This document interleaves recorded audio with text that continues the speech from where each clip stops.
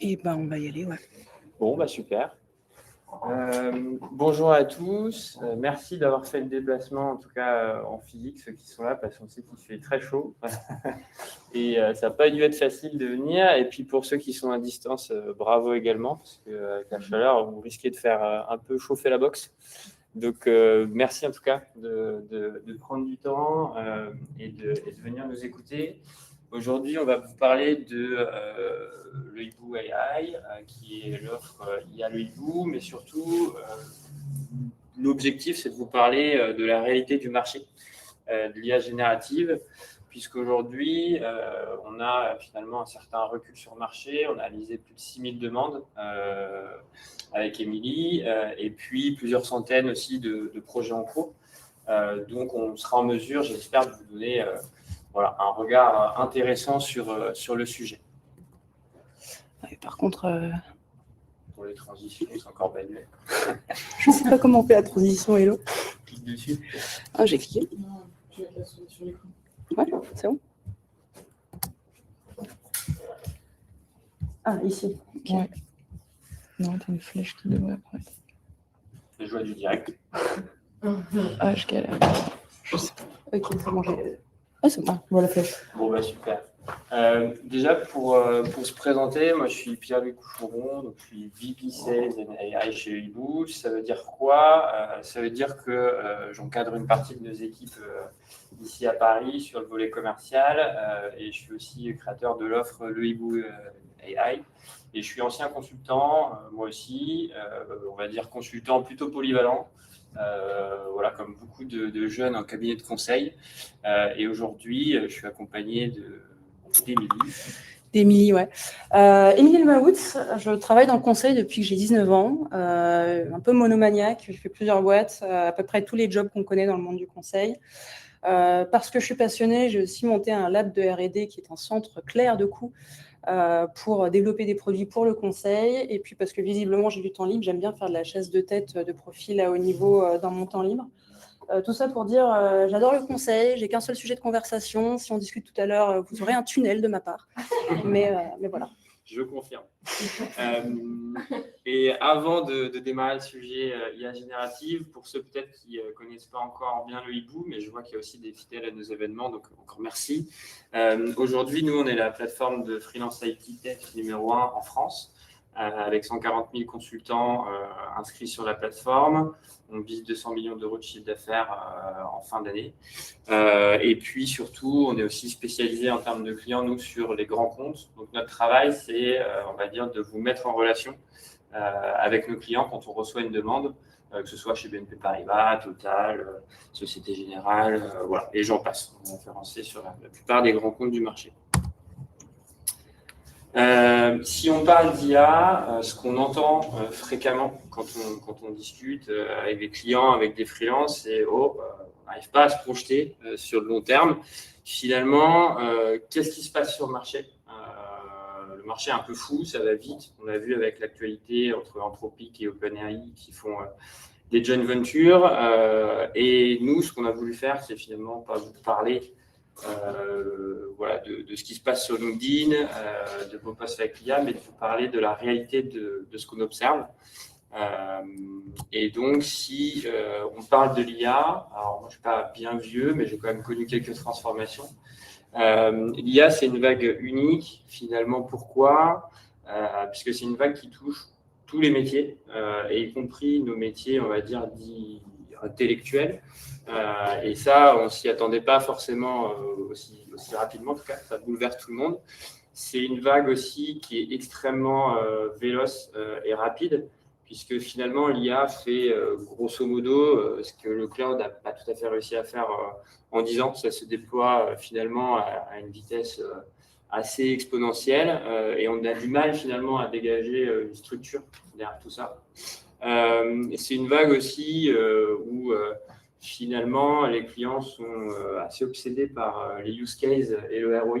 Donc on s'adapte beaucoup aux cas d'usage, on cherche des solutions à des cas d'usage, mais finalement, qu'est-ce qui marche concrètement, qu'est-ce qui fonctionne et qu'est-ce qui rapporte? C'est en tout cas ce à quoi on va chercher à répondre.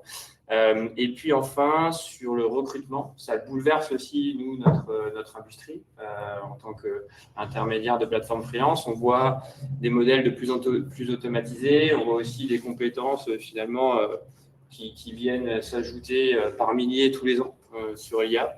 Et la question aussi qu'on se pose, nous, en tant que recruteur, vous pouvez vous poser en tant que freelance, c'est finalement qu'est-ce que je recrute, à quel prix, quel TJM je dois prendre et aussi comment je me mets tout simplement à l'IA. Et l'IA, est-ce qu'elle bouleverse réellement le marché? Je pense que la réponse devrait en surprendre plus d'un. La réponse est oui. En tout cas, ce qu'on a pu observer, nous, c'est que si on se détache un petit peu du graphique, mais finalement, le nombre de missions IA génératives sur notre plateforme double chaque trimestre en termes de demande. Donc, vous pouvez voir en plus entre fin 2025 et puis début 2026, la demande est assez exponentielle, que ce soit des demandes pure IA, donc des profils d'IA engineer, etc., ou des demandes sur des métiers plus classiques ou plus traditionnels, la chefferie de projet, mais avec des skills IA. Donc, on voit que ça augmente et ça augmente aussi super vite puisque en Q1 2026, on a déjà atteint presque 60% du volume total de demandes qu'on avait reçues finalement en 2025. Donc, pour nous, c'est une super transformation aussi. Au niveau des métiers, l'IA, c'est aussi finalement une discipline qui contamine tous les besoins, en commençant par les métiers socles. Donc, historiquement, nous, on avait commencé à travailler sur des sujets de data platform, des métiers de build. Et finalement, on observe que les métiers, même non explicitement IA à la base, je discutais tout à l'heure avec un ingénieur réseau, on discute aussi avec des ingénieurs poste de travail, voilà, des chefs de projet. Finalement, petit à petit, l'IA vient s'immiscer dans tous les métiers. Aujourd'hui, tout le monde utilise au moins l'IA, sans forcément en être expert. Comment on lit le slide là? Ouais, j'aurais bien aimé en faire un cover, mais en gros, en 2024, c'est le nombre de fois où on a vu dans un besoin IA, alors que le besoin, c'était pas un besoin d'IA. Donc, on a cherché un DevOps et on a dit en compétences complémentaires, on attend de l'IA. Et en 2025, on voit que dans à peu près tous les métiers, ça a augmenté. Donc, par exemple, le cloud, on ne le voit pas trop parce que 2024, c'était déjà très fort, mais 35% des besoins qu'on a en cloud demandent aujourd'hui une petite compétence IA, que ce soit de l'architecture cloud, du DevOps, peu importe. Et c'est le cas à peu près partout. Là où c'est encore un peu faible, on va dire, c'est la partie progicielle, mais ça arrive en ce moment. La partie agilité, méthode, mais c'est aussi parce que le marché est en train de changer sur les questions d'agilité et d'organisation. Mais on pourra, si vous avez des questions là-dessus, n'hésitez pas à les poser. Et c'est le nombre de missions. Oui, c'est le nombre de missions. Ouais. Merci. Bien sûr. Alors, je ne sais pas comment il est, votre LinkedIn. Le mien, c'est chaotique. C'est chaotique. Près de 60% des posts, c'est cette nouvelle innovation en IA. J'ai essayé de faire ça en IA. J'ai réussi et j'ai fail sur ce truc. J'ai créé un SaaS en moins de 2 jours. Venez, on en discute tous ensemble. J'espère que... Peut-être que je suis la seule.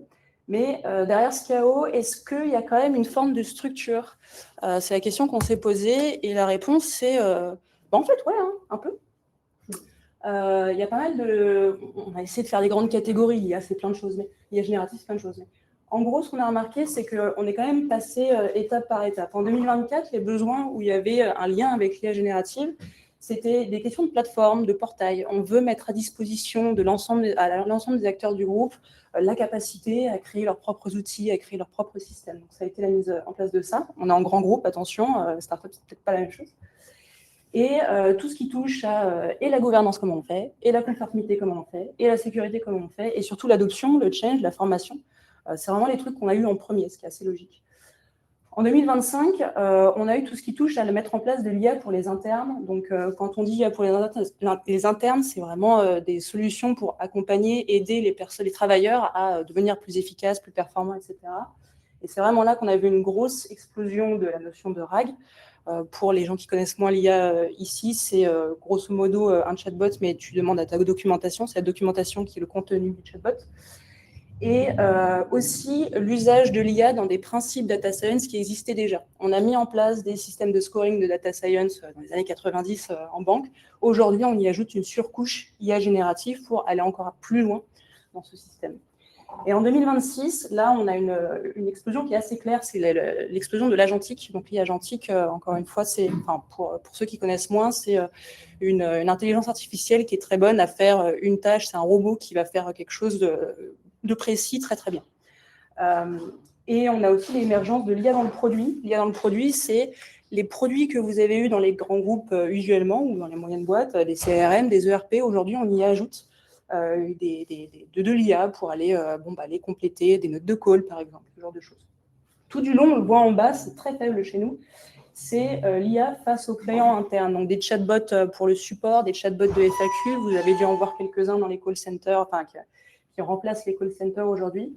On en a très peu et on ne va pas trop se prononcer là-dessus parce que, en fait, voilà, on a eu depuis 2024, on en voit toujours, et 50% des besoins là-dessus continuent aujourd'hui encore à être en POC.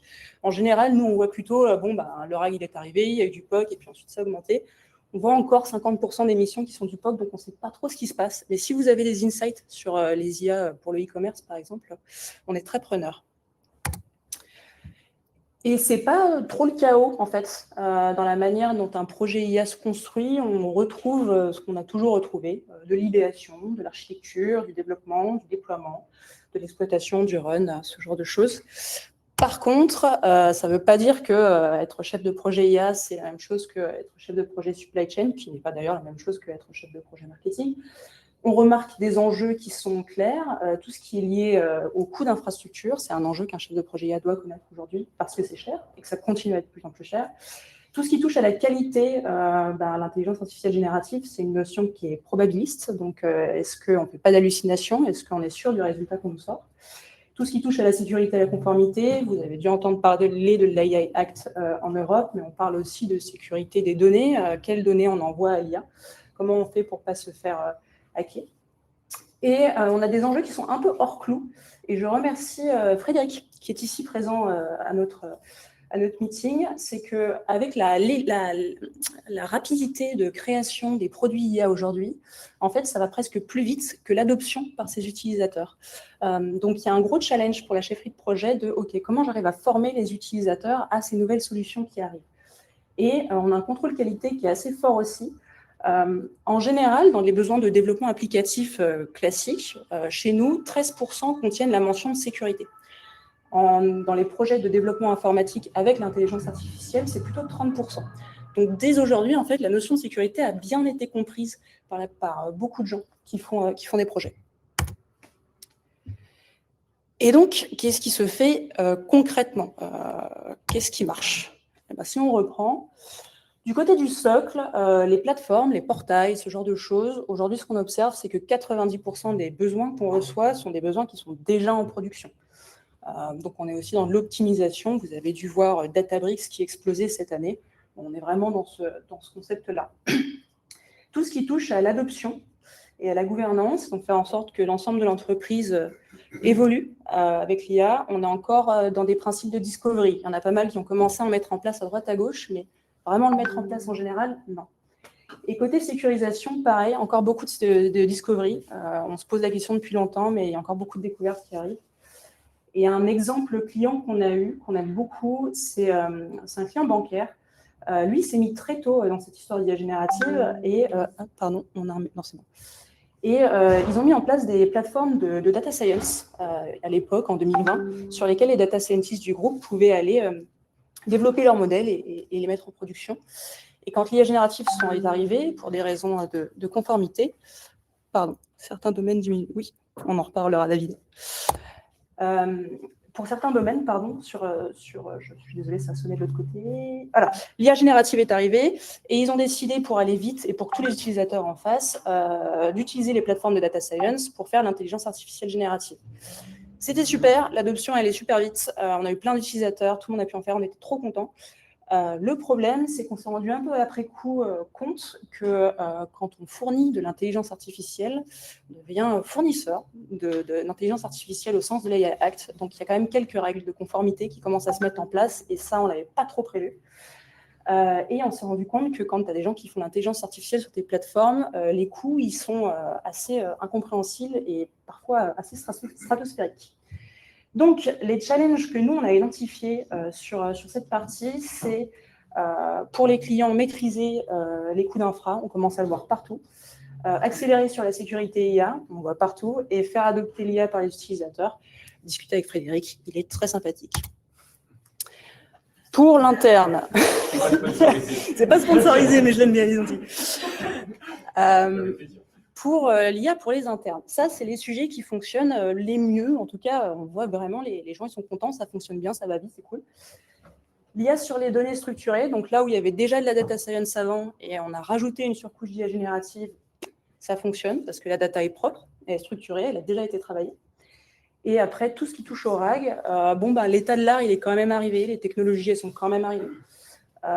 Donc, voilà, tous nos clients aujourd'hui en font du RAG, ça marche bien. Les challenges, ça va être surtout de continuer à passer à l'échelle.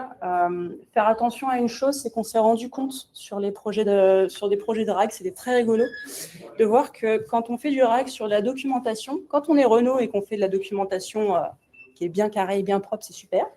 Par contre, quand on fait de la documentation sur un Confluence écrite par des développeurs au fil de l'eau, là où il y a les pages de documentation qui sont très propres, elles sortent plus, et là où c'est mal écrit, elles sortent moins.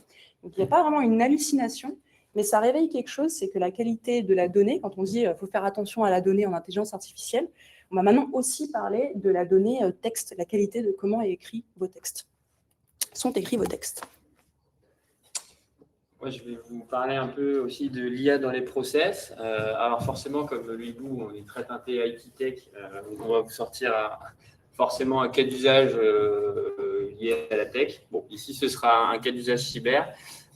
En tout cas, c'est intéressant puisque ce qu'on observe, c'est que notre demande, en tout cas sur les projets IA agentiques, ne sont pas l'époque pour la plupart. C'est que 65% des projets qu'on reçoit, c'est vraiment pour la prod et aller faire de la prod.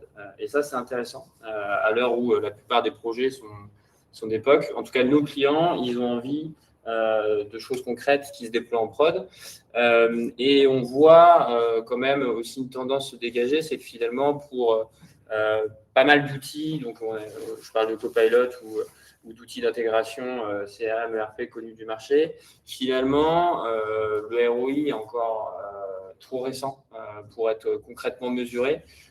L'adoption n'est pas toujours maîtrisée côté utilisateur. On voit des outils qui se déploient en masse sur des grands comptes, des centaines, des dizaines de milliers d'utilisateurs. Et finalement, les clients nous disent quand j'injecte 1 euro dans un outil IA, j'en mets 5 finalement derrière en conduite du changement.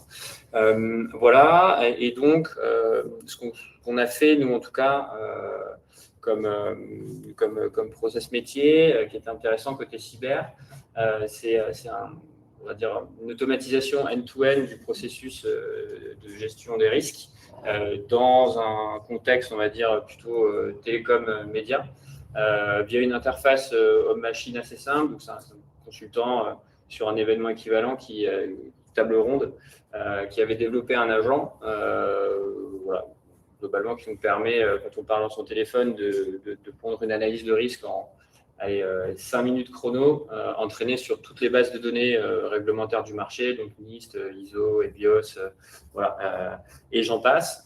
Et finalement, ça a bien marché. Il y avait des clients à la table ronde, donc super intéressant. Et un des clients a dit super, je veux ça chez moi. Et finalement, l'outil a montré son ROI directement en POC, puisque le time to delivery a été amélioré de quasiment, on va dire, plus de 30%. Et ceux qui ont déjà eu à faire des audits de cybersécurité, on passe beaucoup de temps dans Excel, on a du mal toujours à avoir la traçabilité des différents documents. Là, tout était centralisé au même endroit. Voilà, donc en tout cas, bon cas d'usage à retenir. Et puis, le challenge finalement pour les clients, en tout cas sur le S2 2026, qu'on nous demande beaucoup, et notre chiffre est quand même assez révélateur, c'est qu'on a 317% en plus de demandes de profils et de compétences en IA agentique sur notre plateforme.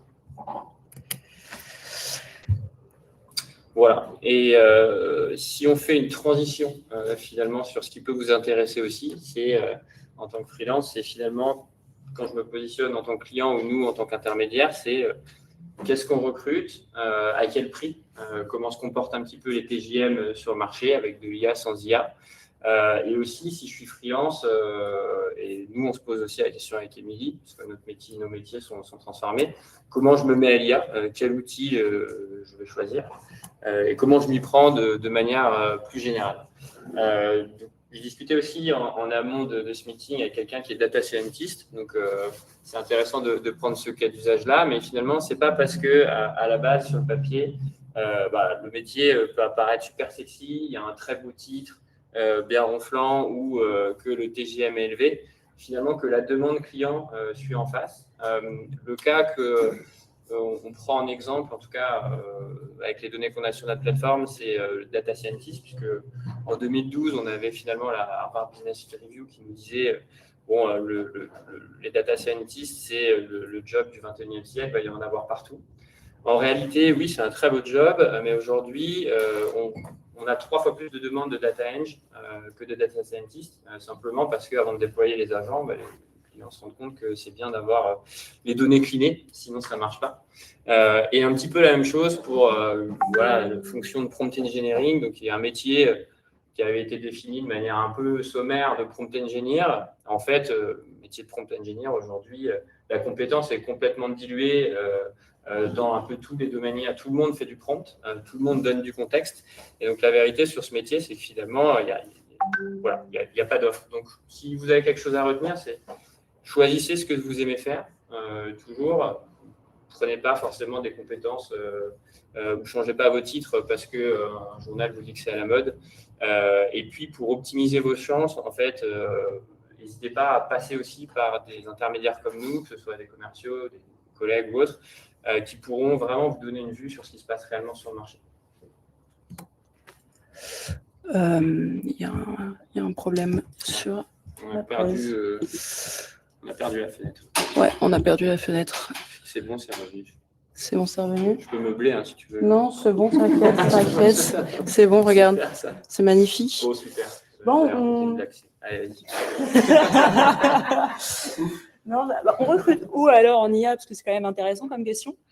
Alors, je ne vais pas tous vous les lire. Pour ceux qui sont en webinaire, n'hésitez pas à prendre des screenshots. Ici, prenez des photos où on vous enverra la presse à la fin du meeting. Les plus recherchés, j'ai mis des petits points verts sur ceux qui sont en croissance. Choquant par rapport à tout ce qu'on a dit avant, mais la question d'évangéliste, d'IA évangéliste, adoption, formation, ce genre de choses, on en cherche. Tout ce qui touche au RAG, évidemment. C'est pas parce que l'agentique est en forte croissance que le RAG s'est arrêté. Ça va continuer, on y va. Et puis après, tout ce qui touche au data engineer avec une composante IA. Les besoins qui sont les plus en souffrance, on va être honnête, ça veut dire que quand on est en souffrance, on n'arrive pas à trouver. On n'arrive pas encore à se trouver suffisamment de profils qui connaissent bien les agents, qui savent faire des agents. On a aussi en croissance tout ce qui touche aux produits IA, les project management IA, on en parlait encore tout à l'heure, et puis je vais répéter encore une fois le RAG, où il y en a quand même beaucoup des recherches, donc voilà. Pardon, vas-y. Sur le slide précédent, en fait, là on se place du côté de qui, en fait, des entreprises ou bien de... Là, c'est nos clients, c'est nos besoins chez nous. Et quand ils sont en souffrance, ça veut dire quoi? Souffrance rouge, ça veut dire qu'ils n'en trouvent pas? Quand c'est en souffrance, ça veut dire qu'on a plus de besoins qu'on arrive à apporter de profil. Donc, c'est là qu'il faut se placer parce que on a du mal. Et le plus de souffrance, c'est le point vert ou c'est le point rouge? Ouais. Ah non, le point vert, c'est le niveau de croissance. Donc, par exemple, le point rouge, c'est plutôt en décroissance sur le profil. Le point vert, c'est qu'en plus, qu'on n'arrive pas à trouver, c'est en croissance et il y a encore... En souffrance, ça veut dire des profils qui manquent. En souffrance, ça veut dire que c'est des profils qui manquent, ouais. Des profils qui manquent alors qu'il y a une demande forte. Exactement. Et les plus recherchés, c'est quoi alors? Et les plus recherchés, c'est que c'est le top des besoins ou enfin les tops des profils qu'on recherche en intelligence artificielle aujourd'hui. En même temps, sur certains, par exemple, sur le secteur agentique, il y a 2 ans, ça n'existait quasiment pas. Aujourd'hui, vous faites de l'agentique par rapport, il y a ne serait-ce que 3 mois, technologiquement, il y a des avancées qui sont absolument énormes et il n'y a pas vraiment de formation qui est stable dans le temps. Et on ne sait même pas ce que ça va donner vraiment dans 6 mois, 1 an. Donc, ceux qui arrivent à se positionner là-dessus, c'est finalement ceux qui sont très, très tech et qui arrivent à se former en continu, voire de façon personnelle ou en tout cas professionnellement, ils ont cette occasion. Ce qui est très dur à faire pour aujourd'hui. Non, absolument. Et d'ailleurs, on va en parler, hein, mais aujourd'hui, les besoins changent tellement vite qu'on va moins s'attacher à est-ce que vous savez faire un agent que est-ce que vous avez compris à peu près à quoi ça ressemblait et vous en avez fait au moins un sur votre ordi. On est à peu près à ce niveau de souffrance. Et des métiers aussi qu'on n'aurait pas pu imaginer, mais les métiers d'évangéliste AI, globalement, c'est pour faire de la conduite du changement directement dans les équipes, pour faire adopter les produits. On nous en demande beaucoup, et ça pour des freelances un peu polyvalents, qui ont fait du projet, qui ont fait un peu du change et qui touchent un peu à de l'IA. C'est un potentiel de mission intéressante. En tout cas, nous, on est ouvert sur ce type de profil, voilà, des gens qui viennent du projet, mais qui ont déjà fait du change, et après, qui connaissent les outils IA, mais sans être un expert non plus de la solution. C'est vraiment du change adapté à l'IA. Mais juste, là, on comprend bien que c'est quand même une personne variée, hyper technique, et à la fois qui fait du project, et à la fois qui anime Sur l'évangélisme, des workshops, ou qui est animateur. pas forcément, pas forcément au niveau de la technique. Une personne multifonction. Ouais, pas forcément au niveau de la technique. Sur les demandes qu'on nous demande, l'évangéliste, c'est vraiment quelqu'un qui fait du change et qui connaît un petit peu les outils. Donc, c'est éventuellement un chef de projet qui a fait de l'adoption, de la conduite du changement, un ancien consultant, cabinet qui est polyvalent et qui va un petit peu être capable d'aller voir les métiers pour remonter les cas d'usage. En fait. Et derrière, faire adopter les outils en appliquant bien ce que veut le métier. Quoi. C'est des profils qui savent comprendre le métier et qui font du change. Merci. Et pardon, quel est le niveau de maturité de vos clients? Moi, je suis côté client. Et justement, je reprends votre exemple, j'ai créé les liens avec les slides précédents, consultant l'IA. Donc, on pense que c'est quelqu'un qui doit maîtriser énormément de l'IA, ainsi que de la conduite du changement, très important. Justement, je vois là beaucoup de titres très cool, merveilleux pour faire un post LinkedIn en utilisant l'IA. Mais est-ce que vos clients vraiment savent ce dont ils ont besoin? Personnellement, dans ma société, on adore parler de l'IA, mais il suffit, avec 30 ans de seniorité des applications, on tombe bien qu'on arrive à connecter sur les serveurs et on croit déjà qu'on est dans la stratosphère de la modernité. Donc voilà, qu'est-ce qu'il y a vraiment derrière de ces postes? C'est une excellente question, tu pourras compléter après, mais la plupart de nos clients ne savent pas ce qu'ils veulent. Très concrètement. Ils ne savent pas ce qu'ils veulent et quand on monte la chaîne, en fait, on dit la direction générale me dit de faire le IA, mon directeur de département me dit de faire de l'IA. Je n'ai pas de REX, je ne sais pas comment prendre, par quel bout prendre ma roadmap. Je sollicite des cabinets généralistes, des gros acteurs du marché qui ne délivrent pas et qui font un peu du bullshit, on ne va pas se mentir. Et donc, nos clients, ce qu'ils cherchent, c'est des preuves de réalisation, des REX, et pouvoir se rapprocher à quelque chose. Quoi. Donc, on parlera un peu après de ce qu'on va faire avec l'offre, mais oui, du niveau de maturité est vraiment, souvent pas terrible. Ouais, il est faible. Et d'ailleurs, mais on en reparlera, c'est un truc qu'on fait pas mal maintenant. C'est on emmène en entretien de qualif de besoin des freelances qui ont touché à l'IA dès que c'est arrivé et qui viennent remettre en cause le besoin jusqu'à potentiellement qu'il n'existe pas. Alors, on perd un peu de cash, mais ça fait plaisir aux clients. Et finalement, ils sont assez friands de ça. Il y en a beaucoup qui nous demandent derrière. Je passe beaucoup de temps de ma vie, alors je ne fais pas de l'IA toute ma journée, à faire des schémas d'architecture, à essayer de vraiment comprendre si cet agent il va servir à quelque chose ou pas et essayer de faire des rapports et des KPI. Mais on en est là, quoi. C'est pas... Donc, ce qu'on peut prendre avec pincette, ce tableau hyper structuré, sachant que peut-être le client n'est pas mature pour savoir la différence entre les différentes carrières. Ouais, c'est vraiment les métiers qu'on a chez nous, basés sur toutes les demandes qu'on a reçues depuis 2023, donc il y a plusieurs milliers de demandes. Sur ces métiers-là, c'est plus récent, mais c'est vraiment les catégories métiers qu'on a dégagées pour qu'on puisse quand même vous sortir des catégories métiers, c'est de la data qui vient de notre plateforme. Est-ce que je dois changer de job pour rester compétitif? Tout le monde dit grand remplacement, mais en intelligence artificielle, votre job va changer, il va disparaître, etc. On n'y est pas, on n'y est pas. Pensée contamination, comme on le disait, beaucoup de projets commencent à vraiment inclure une compétence intelligence artificielle générative à l'intérieur, que ce soit pour du dev full stack classique ou pour la gestion de projet ou de la qualité. En 2024, un projet sur 7 contenait la compétence IA générative. Aujourd'hui, c'est un projet sur 5. Donc c'est quand même plutôt pas mal. Donc, ce qu'on recommande pour ceux qui disent j'aimerais me lancer dans l'IA ou j'aimerais creuser et aller plus loin là-dedans, c'est augmenter votre métier. Prenez votre métier, vous le connaissez bien, vous savez le challenger et essayez de l'explorer avec l'intelligence artificielle. Nos dernières signatures, et ça complète un petit peu la question à laquelle que vous avez posée tout à l'heure. Nos dernières signatures, on a une personne qui sort d'école, qui avait fait de la cyber et du réseau et qui nous a créé tout seul comme ça. Il a dit j'aimerais voir si je peux pas monter une CI/CD portable avec les logiciels open source comme ça, et puis aider avec l'IA générative pour avoir un niveau de coverage qui est high level, qui est haut niveau, etc. Et ben on l'a montré à Europe Assistance qui l'a recruté. On avait un garçon qui faisait de la photographie et un peu de front, et il s'est mis à faire des vidéos Matrix avec les photographies, un truc avec les balles comme ça. Là. Et il a été recruté comme lead front IA chez Engie. Et on a un neuroscientifique, c'était l'an dernier, qui s'amusait à faire en base graph le cerveau d'une mouche. Et il est devenu le lead des bases de données de graph de BNP Paribas. Donc tout ça pour dire, en tout cas, ils ont exploré la technologie avec leurs compétences et leurs connaissances. Ils ont réussi à la remettre en cause. Et c'est ça qui a apporté de la valeur. Ah oui, une dernière chose. Comme vous le voyez, c'est un peu spécial. Mais ce que ça veut dire, c'est que le marché, il n'est pas solide encore. Il n'y a pas des titres de postes qui sont carrés, les job titles, elles bougent, etc. Donc, c'est le moment aussi de jouer, de vous amuser, d'aller là où ça vous intéresse, de remettre en cause. Vous avez la place encore pendant quelques temps de jouer avec la chose sans vous obliger à faire une technologie spécifique.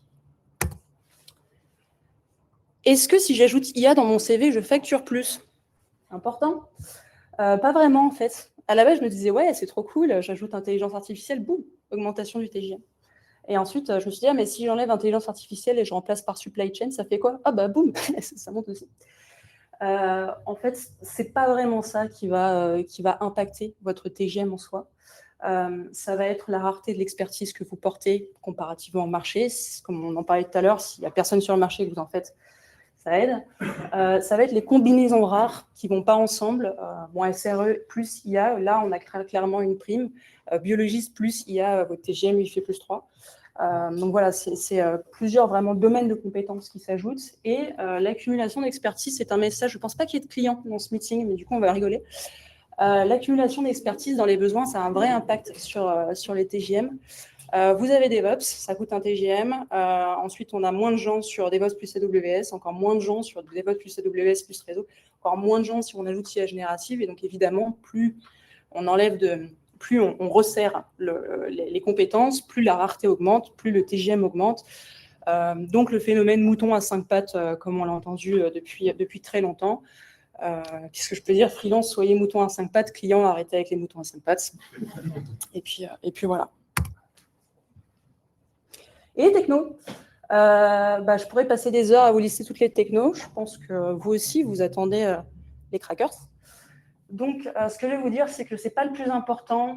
Chaque année sur le hibou, c'est 1000 nouvelles compétences qui sont créées. C'est énorme.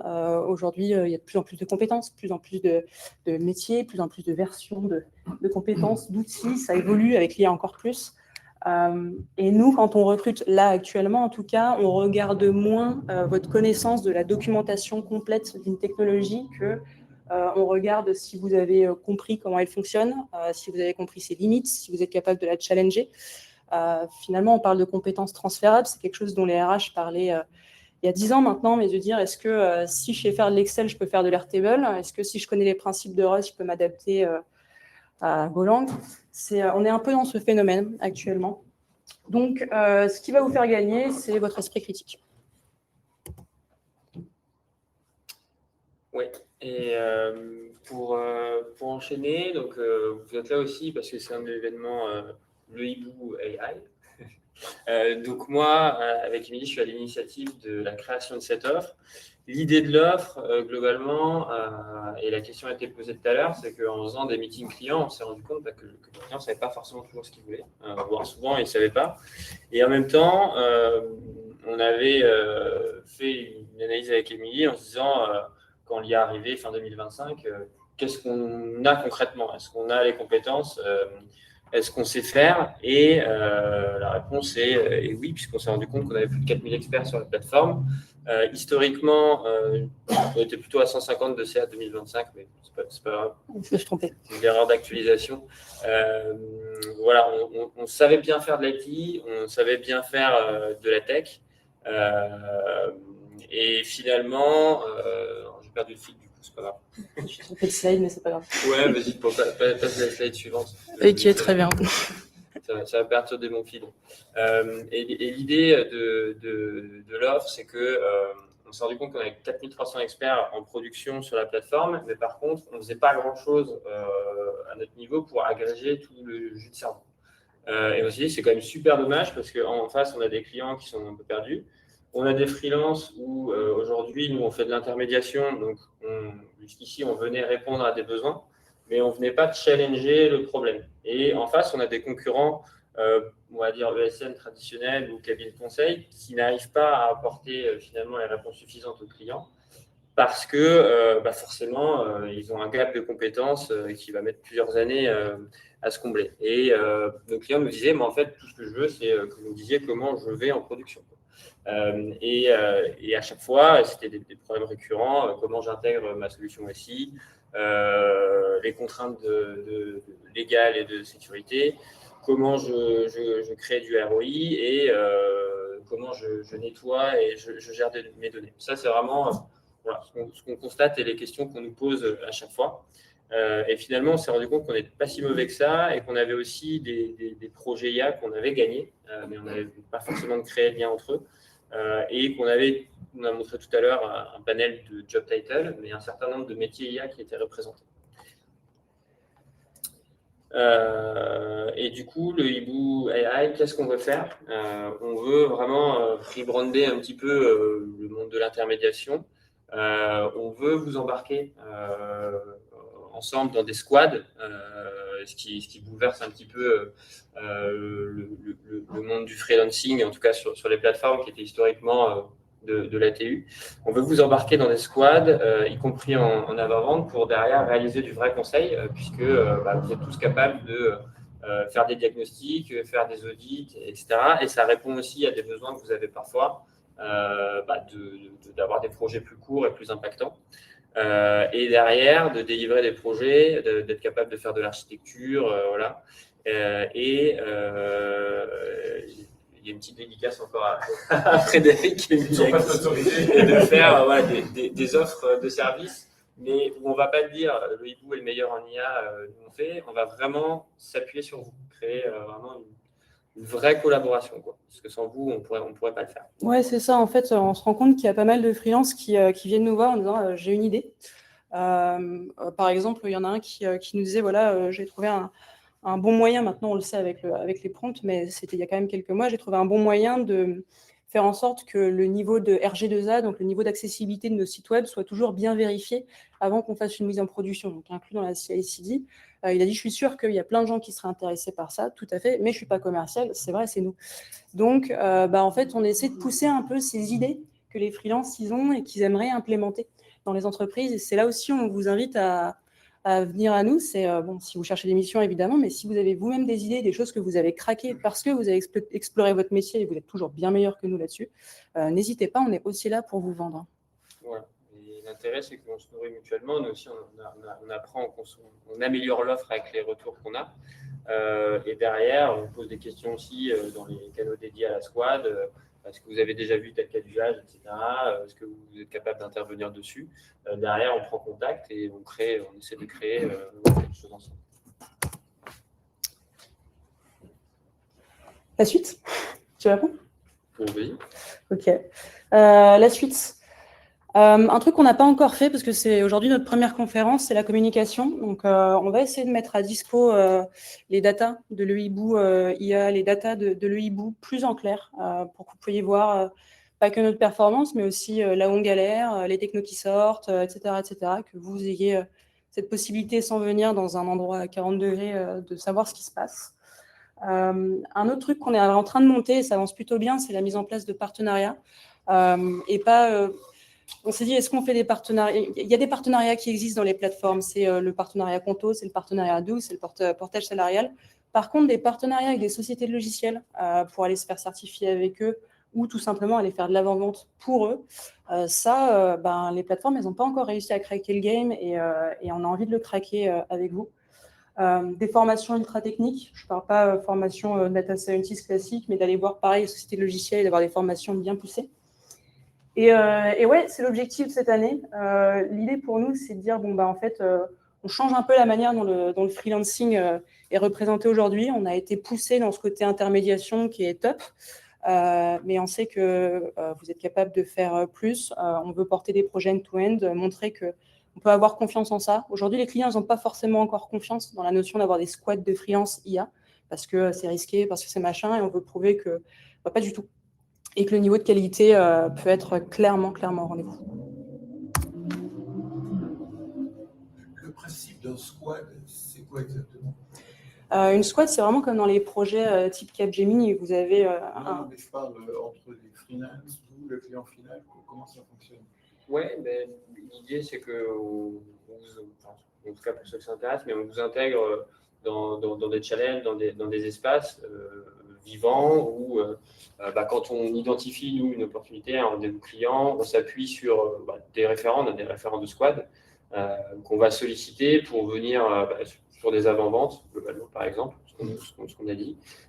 Et derrière, être capable de mobiliser plusieurs freelances de cette squad-là pour constituer un groupe et un projet. Et ensuite, délivrer ensemble sur la mission sur une durée plus ou moins longue et que chacun y trouve son compte. Donc, pour le client, ça lui permet de bloquer un budget et de dire je veux monter, je sais pas, je prends l'exemple d'un site web, j'ai pas le budget pour prendre à plein temps un archi, un PO, un dev et je veux délivrer vite. Donc, nous, on peut dire ok, voilà, on a un archi qui peut être là, il vient avec 3-4 jours à la phase de cadrage, le PO, il viendra juste derrière et après, les deux devs, c'est bien. Et en plus, c'est des freelances qu'on connaît, avec lesquels on a déjà travaillé et qui ont des références. Et là, la puissance, en fait, l'avantage que ça apporte côté client, c'est la capacité à délivrer derrière où deux freelances ensemble, ça va aller beaucoup plus vite que les dispositifs beaucoup plus lourds qui sont proposés aux grands groupes de 7-8 personnes.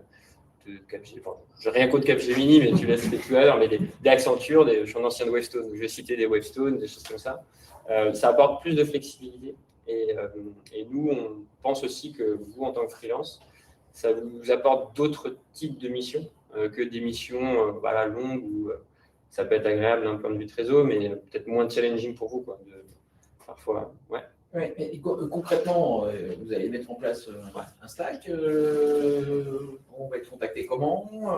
Ouais, alors justement, pour ceux qui nous écoutent, ce qu'on va rechercher en principal, c'est des directeurs de projet / avant-vente d'abord, qui potentiellement sont prêts à venir en avant-vente avec nous de temps en temps, challenger le client, essayer de designer avec nous le projet et après à lui aussi de définir qui il veut dans sa squad pour réussir à répondre au projet.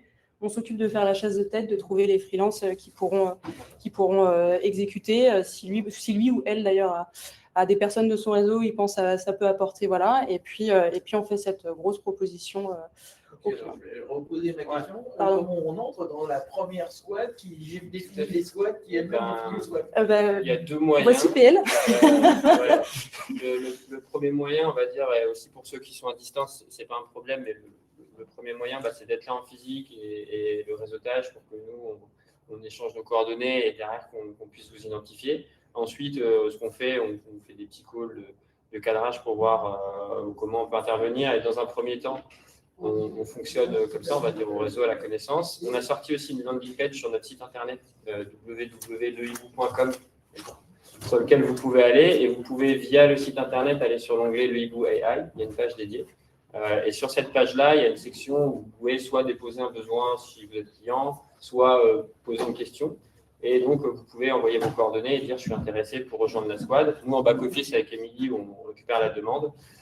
Et ensuite, on est aussi en discussion avec notre CTO et côté produit pour créer un vrai espace dédié sur la plateforme. Mais d'abord, on doit prouver aussi du ROI que ça peut marcher. Donc ça viendra plutôt sur 2027. On fera des investissements, si ça fonctionne, pour avoir un vrai espace de vie sur la plateforme, que vous puissiez aussi être identifié de Hibou AI et accéder à des formations, etc. Quand on aura conclu les partenariats. Je ne sais pas si ça répond à la question. Donc, Oui, c'est beaucoup. Deux moyens. L'idée de venir avec un consultant expérimenté en avant-vente pour vous accompagner commercialement, c'est une excellente idée. Ouais. Parce qu'effectivement, quelqu'un qui est expérimenté dans un domaine peut qualifier un besoin et puis impressionner un client en lui montrant son poids d'expérience et ce qu'il ferait.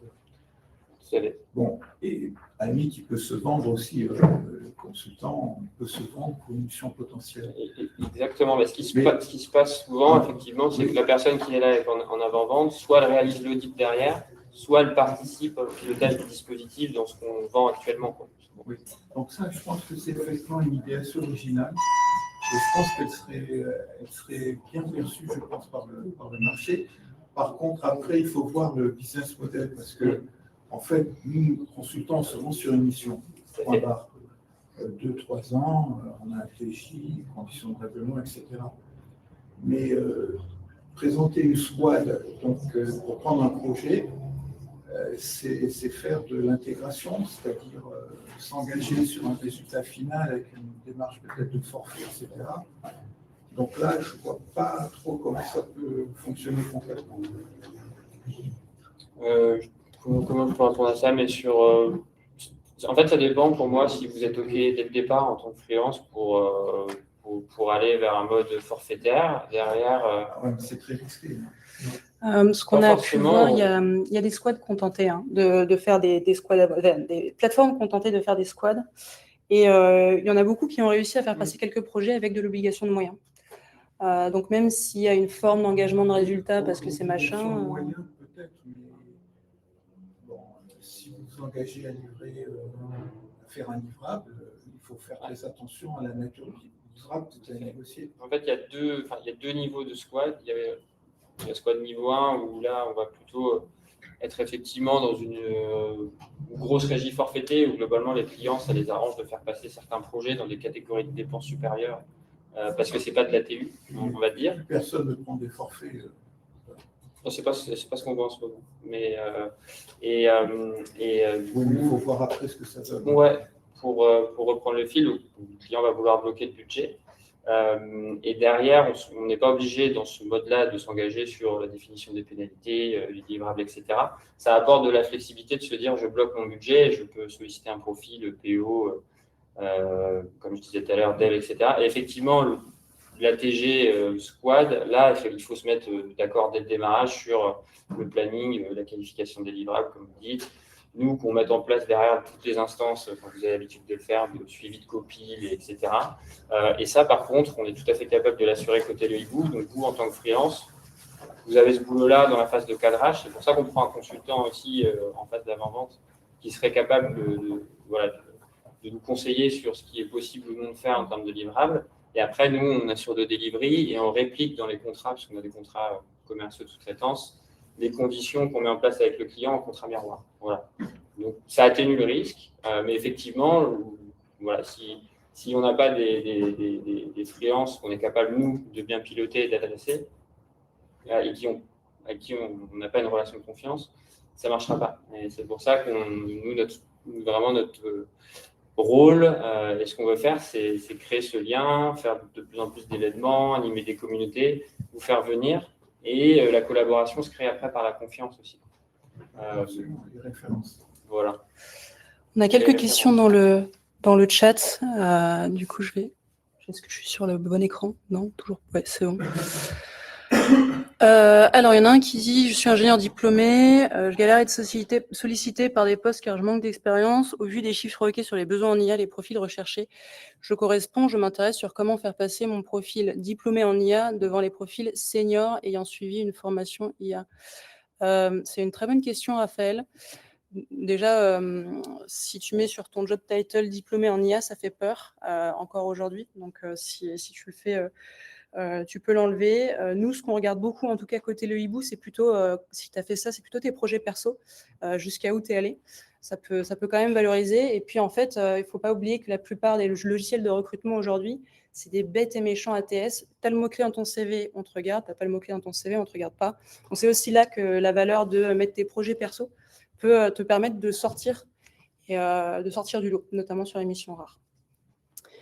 Il y a une personne qui nous dit, ingénieur de formation, 14 ans d'expérience, notamment en direction de projet. J'ai accompagné des clients sur leur cas d'usage UA, les solutions adaptées et sur la réglementation associée. J'ai passé des certifications, mais j'en remarque quand même pas d'offre IA Project Manager ou consultant IA sur votre plateforme, pourtant en souffrance. Merci pour vos retours. C'est une bonne question, Nadine. Je pense que c'est parce qu'on a 140 000 profils dans la communauté et que ça arrose un peu. C'est un peu le problème de la plateforme Le Hibou, c'est qu'on a beaucoup de gens. N'hésite pas à mettre un petit message sur le site web. Comme ça, nous, on peut te contacter, on peut t'appeler et carrément parce qu'on a des besoins en cours actuellement où on cherche des gens. Exactement, sur la landing page, le hibou AI. Et puis après, on peut regarder ça plus en détail. Ouais, carrément, on va regarder. Parce que les offres sur le hibou sont filtrées selon le profil, c'est ça ? Ouais, c'est pas un matching automatique. C'est un matching qui est quasiment fait à la main. On a une équipe de matcheurs aujourd'hui qui s'occupe de faire ça. Et donc, en gros, ils vont taper sur la plateforme avec un certain nombre de mots-clés, de queries. Et ceux qui remontent, c'est un peu bêta encore pour le moment, mais on est en train d'améliorer le système de matching. Mais pour le moment, ceux qui ont les mots-clés qui correspondent ressortent en premier, quoi. On va changer un petit peu ce système. Je suppose qu'il y a un capage sur le TJM. Ça dépend vraiment. En fait, si vous me dites que vous êtes au-dessus de 2000, je vous dirais que oui, il y a un capage. Mais par contre, on commence à avoir des beaux TJM, notamment dans les groupes bancaires. On a toujours eu ça, mais on a des beaux TJM en groupe bancaire, en luxe. Donc, on regarde moins pour les profils seniors. Et après, on a aussi, on parle de Hibou AI, mais on a aussi une offre dédiée pour les profils de management de transition. Et donc, on cherche avec la personne qui pilote là aussi à créer des synergies. Parce que les managers de transition sont aussi concernés par la transformation AI. C'est ce que tu appelles le hibou exécutif ou... Le hibou exécutif, c'est ça. Pour les profils, on va dire tout ce qui va toucher au C-level, quoi, ou C-suite. Une autre question, c'est le hibou se développe dans d'autres pays que la France, par exemple en Belgique, c'est vrai. Allez-vous inclure vos représentants locaux dans vos projets ? Tout à fait. En gros, nous, on est, on va dire, côté Paris, mais ce qui est génial, c'est que dans les régions et dans les autres pays, les directeurs ont vraiment pris la chose en main et on travaille main dans la main. Donc, en gros, s'il y a un besoin IA qui leur arrive ou s'ils ont des sujets, ils nous incluent direct dans la boucle. Et on part avec eux en meeting. Ils font leurs propres événements IA aussi. En Belgique, ils ont fait des livres blancs sur l'intelligence artificielle sans qu'on leur demande. Donc, chaque représentant de région ou pays est là, ouais. C'est ça. Et ils sont sur place, il y a des bureaux locaux en France, dans les grandes métropoles, Lyon, Marseille, Bordeaux, Nantes, et Belgique. Et on adresse aussi, on espère se déployer sur la zone Benelux, globalement Luxembourg, Pays-Bas, etc. Et adressés par notre bureau belge qui sont un peu plus spécialisés que nous à Paris sur la législation locale et les spécificités du marché, parce que ça a quand même une grosse disparité. On a deux questions. Je bosse en Belgique et au Luxembourg, data spécialiste en banque, 30 ans d'expérience. Quelle perspective à travers le hibou ? Écoutez, il y a un bureau entier qui travaille sur votre profil et pour en avoir discuté avec Maxime, on va regarder Patrick votre nom, mais il recherche beaucoup de freelance en ce moment. La difficulté, c'est pas de trouver des besoins actuellement en Belgique, c'est de trouver des profils. Ils n'en ont pas. Donc voilà, il y a de la place. Un contact, Maxime, je te l'envoie Patrick, il n'y a pas de souci. Quel est l'impact de l'IA sur les métiers du management de projet et de l'agilité, Agile Coach, Proxy PO, Scrum Master, RTE? Tu veux prendre la main? Je ne saurais pas te répondre. Clairement, si quelqu'un a une lumière à nous apporter, ce serait top. l'IA dans tout ce qui est développement de son projet. Est-ce que peut-être tu veux venir proche de l'ordinateur pour ceux qui sont à distance C'est vrai qu'on n'a pas le micro. Bonjour à tous. Bonjour. Je suis Laurent Jordi, je suis architecte d'entreprise senior et je suis aussi éditeur de logiciels, entre autres. Et donc, ça fait depuis 2006 que je travaille avec l'IA. Je travaille sur la reconnaissance vocale, etc., compréhension du langage naturel, et puis depuis qu'il y a les LLM, bien sûr, c'est le régal. Et je travaille aussi avec des stagiaires, donc j'en ai un là. Et en fait, la façon de travailler, la façon de penser les logiciels, c'est plus la même. C'est-à-dire qu'avant, on pouvait on identifiait un besoin. De ce besoin, on allait faire des réunions pour décider si c'était bankable ou pas. Puis une fois qu'on avait décidé de lancer le projet, on faisait, etc. Puis il y avait toutes les itérations, etc. Aujourd'hui, on peut demander à l'IA même de créer un plan d'action optimisé pour une petite équipe, lui dire je veux mettre tant de pourcents de travail avec. Par exemple, je peux dire je veux que toutes les règles métiers soient faites que par des humains, aucune intervention de l'IA. Et après, au lieu par exemple, de coder, comme on le faisait avant, on fait du vibe coding, mais on ne peut pas laisser faire le vibe coding sans surveillance. Il faut absolument intercepter chacune des réponses, l'analyser, corriger souvent l'IA plusieurs fois avant d'obtenir un résultat qui est fiable. Si vous ne faites pas ça et que vous lui faites confiance, ça va marcher sur les 3 premières itérations. Et dès que ça va se complexifier, ça va tomber. Autre petit conseil, si vous me le permettez,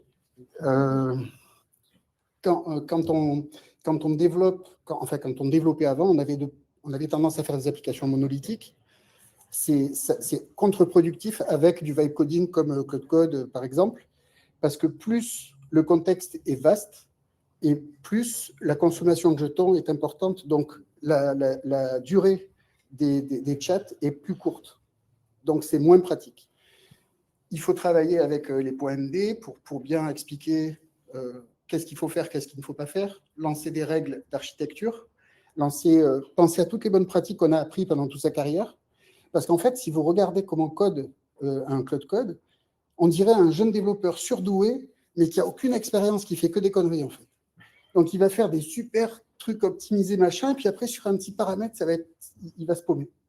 Donc, il faut réapprendre à travailler avec l'IA et pas faire travailler l'IA à sa place. C'est une autre approche.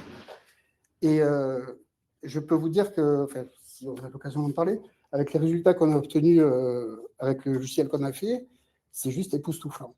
Donc, pour info, je sors un site internet CMS A+ OSSS Lab en 14 secondes avec l'authentification Google intégrée et le site est en ligne. Donc, le prochain test qu'on va faire, c'est imprimer des t-shirts avec un QR code pour le métro. Scanner le QR code, dans 15 secondes, vous avez un site web. Voilà. Si vous voulez.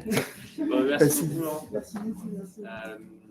Et effectivement, en tout cas, sur le volet coaching agile, on pourra répondre après coup, webinaire, en se rapprochant de coach agile de notre communauté, mais je n'ai pas l'expertise, moi, pour le dire. Après, sur le management de projet, pour avoir été un chef de projet à l'époque où je passais énormément de temps à faire des slides de reporting, des slides, du Excel, consolider des budgets, clairement, le chef de projet va passer beaucoup plus de temps sur des tâches à plus forte valeur ajoutée, à discuter avec des métiers, à discuter technique, que finalement à passer des heures à consolider ces slides de Stirco un vendredi soir pour le lundi matin, pour ceux qui l'ont déjà vécu. Et ça, c'est vraiment important. Ça nous permet de nous focuser, en tout cas, sur de la vraie valeur ajoutée. Je vais me permettre de jouer un petit peu l'avocat du diable. Parce qu'un des boulots du chef de projet aussi, à travers ces slides, ce n'est pas simplement de produire du texte, c'est aussi de s'approprier le sujet. Et en rédigeant ces slides, c'est aussi le moment où il a le temps de se poser pour savoir, en fait, dans 6 mois, comment ça va se passer. On a des risques, on a des problèmes qui vont venir, et en fait, machin, est-ce qu'il m'a répondu, etc., etc. Et c'est aussi un des risques, à mon avis, dans l'intégration de l'IA dans les organisations, c'est que ces petits moments, pas petits, s'entend, ça dépend. On est posé à écrire, c'est aussi tous les moments de réflexion et de projection qu'on risque petit à petit de perdre. Et de laisser justement l'IA y aller. C'est là où des profils plus seniors ont l'habitude de faire ça, et des profils plus juniors, ça va être plus difficile d'intégrer ces notions-là. C'est vrai. Et moi, pour manager une équipe commerciale, il y a d'autres sujets, mais avec l'IA, sur le calcul des primes, parfois j'ai des personnes très sympas qui viennent me voir en me faisant un calcul, et puis quand je montre que 1 divisé par 2, ça ne fait pas 0,6, il me dit mais si, l'IA l'a dit. Et non. Et après, ah oui, mais c'est vrai que nous, on se pose moins la question parce qu'on a connu une époque où on fait pas mal appel à une capacité de raisonnement. Mais je pense que l'enjeu pour les générations qui arrivent, ça va être de garder cette capacité de raisonnement. Et ça, c'est un vrai enjeu. Donc, et ce que dit Frédéric, c'est vrai aussi sur la partie dev, là où j'ai vu les gens évoluer le plus rapidement et qui me montraient comment ils faisaient en utilisant l'intelligence artificielle générative, c'est ceux qui lisaient réellement ce qui était produit par l'intelligence artificielle et poser des questions derrière et la remettre en cause et de créer en fait un énorme débat avant même de sortir une seule ligne de code. Et c'est peut-être ça en fait demain qu'il va falloir, sur lesquels il va falloir entraîner les jeunes, c'est tu as généré plein de réponses, mais est-ce que tu les as lues, quoi? Il y a un truc que je voulais dire aussi, par rapport justement aux jeunes qui n'ont pas cette expérience. Les seniors qui ont fait, moi j'ai la chance, j'ai toujours été passionné de dev, donc j'ai 57 ans, je fais du dev depuis l'âge de 10 ans, donc forcément, avec l'IA, c'est devenu magique. Mais je pense que le nouveau métier du chef de projet, ça va être d'endiguer les dérives. Parce que c'est tellement sexy de partir dans ce composant il est trop beau, machin, c'est trop pratique et tout. Le gars, il est motivé, ou la fille, elle est motivée par le résultat qu'elle va obtenir. Et elle va passer du temps, et s'il faut, au bout d'un moment, mais ça, je ne peux pas le faire. Le backloader, il va tout refaire. Et en fait, on risque de perdre du temps, de passer du temps sur des détails. Et je pense que le rôle du directeur de projet, du chef de projet, ça va être justement d'encadrer. Pas strictement, parce qu'il ne faut pas non plus dégoûter les jeunes de cette motivation qu'ils ont, mais il va falloir vraiment les cadrer pour qu'ils ne se laissent pas aller, qu'ils réalisent tout au long du parcours qu'ils sont en train d'apprendre. Et une fois qu'ils auront appris à combiner l'expérience plus tous les apports de l'IA, on va pouvoir obtenir des gens qui seront surcompétents. Mais je pense que pendant les 3 prochaines années, il va y avoir une évolution de l'éducation nationale, une évolution de tout ça. Et là, on n'est pas prêt, en fait. Je vois avec les jeunes qui bossent chez nous, et ce qu'ils apprennent, ce n'est pas vraiment adapté à tous ces nouveaux outils. Et c'est compréhensible parce que les profs, ils n'ont pas non plus été formés. Donc, je pense qu'il va vraiment falloir travailler sur cette capacité d'encadrement, d'essayer de garder la motivation au plus haut niveau des jeunes, malgré certaines choses qui sont beaucoup plus faciles qu'avant, mais il y en a d'autres qui sont beaucoup plus difficiles qu'avant aussi. Donc, c'est des nouveaux métiers qui sont en train de naître. Ouais, tout à fait. Je pense qu'on arrive au bout du timing. Peut-être une dernière question. Je crois qu'on n'a plus de questions. Sinon, j'ai vos noms, les amis, dans le chat. Si j'en ai loupé une, je vous répondrai par mail demain. Mais merci beaucoup. Ouais, un grand merci, pour votre écoute et pour avoir, en tout cas, en physique, fait le déplacement, je leur ai dit, puis c'était super chaud. Et à distance aussi, pour rester connecté jusqu'à cette heure-là. Il doit faire chaud dans les appartements, dans la maison. Donc, un grand merci. Vous l'avez compris, nous, l'idée, c'est on teste une démarche, on essaie de créer quelque chose, donc on apprend aussi. Faites-nous des feedbacks, on adore, on a bien aimé le challenger, c'est bien, on n'a pas réponse à tout. Donc voilà. Et puis, ceux qui veulent rejoindre les squads, tentez de rejoindre les squads et puis on verra ce que ça donne. Merci.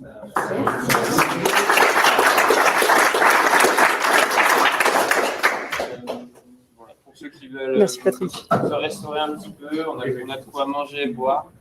En tout cas.